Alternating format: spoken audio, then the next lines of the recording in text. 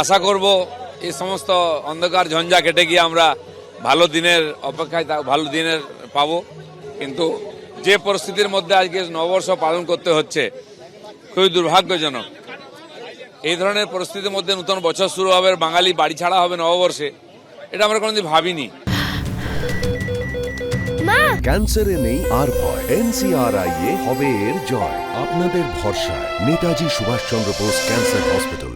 যারা বাঙালি বাঙালি বলে বাঙালিকে আর তোল্লাই দেওয়ার ঠেকা নিয়েছেন, তারা গুজরাট থেকে ইউসুফ পাঠানকে নিয়ে আসছেন, বিহার থেকে বিহারী বাবুকে নিয়ে আসছেন, শত্রুঘ্ন সিনহাকে।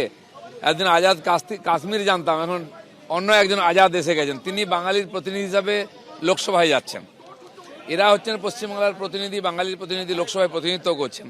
আর যে বাঙালি তারা বাংলা ছেড়ে অন্য রাজ্যে বা অন্য জেলায় চলে যাচ্ছে। এই ভয়ঙ্কর পরিস্থিতি, আর তার মাঝখানে আমরা নববর্ষ পালন করতে এসেছি।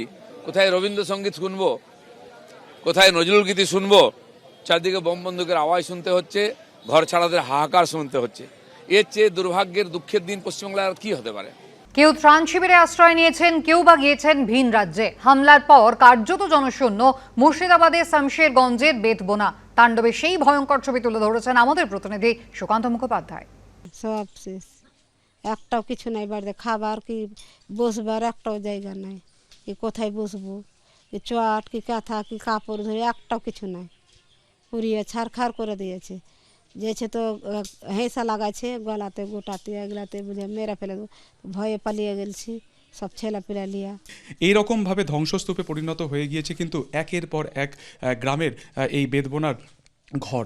দেখা যাচ্ছে লণ্ডভণ্ড পরিস্থিতি, গেট ভেঙে ভেতরে ঢুকে হ্যাশবল যেটা দেখা যাচ্ছে পুরোপুরি বেঁকিয়ে দেওয়া হয়েছে। আর ভেতরে এই যে দৃশ্য, একেবারে কম্বল তুলে বিছানার মধ্যে আগুন লাগিয়ে দেওয়া, লেপ তোষক ফেলে দেওয়া, একেবারে এই যে দেখা যাচ্ছে যে সেটাকে লুট করা। দেখা যাচ্ছে আলমারি ভেঙে লকার পুরোপুরি খালি, লকার দেখা যাচ্ছে পুরোপুরি খালি, কিচ্ছু সেখানে কিচ্ছু নেই। সেখানে ভাঙার পর জিনিসপত্র এখান থেকে ভাঙচুর করে এখানে পুরোপুরি ফেলে রাখা হয়েছে। কিছু জিনিস এখান থেকে লুটপাট করা হয়েছে। দেখা যাচ্ছে পরিষ্কার যে হ্যাশবল পুরোপুরি বেঁকিয়ে দেওয়া হয়েছে, গেট ভেঙে দুষ্কৃতীরা ভেতর ঢোকে।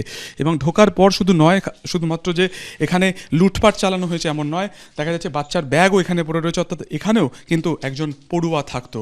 এবং এখান থেকে বার করে তারা কিন্তু কার্যত সামনে বাড়ির যে বারান্দা, যেখানে পড়ুয়ারা একসময় হয়তো খেলতো, সেইখানে কিন্তু সেই জিনিসপত্র সেখানে পোড়ানো হয় এবং তারপরে দুষ্কৃতীরা এখান থেকে চলে যায়। ফলত এই ছবি প্রত্যেকটি জায়গাতে রয়েছে, প্রত্যেকটি ঘরে রয়েছে।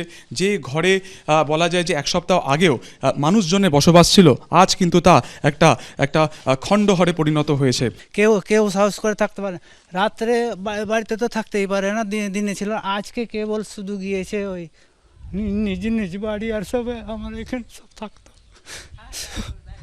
আর সব কেউ থাকতে পারে না, এই গা ছেড়ে চলে গেছে তো ওই এতে ওই পারে।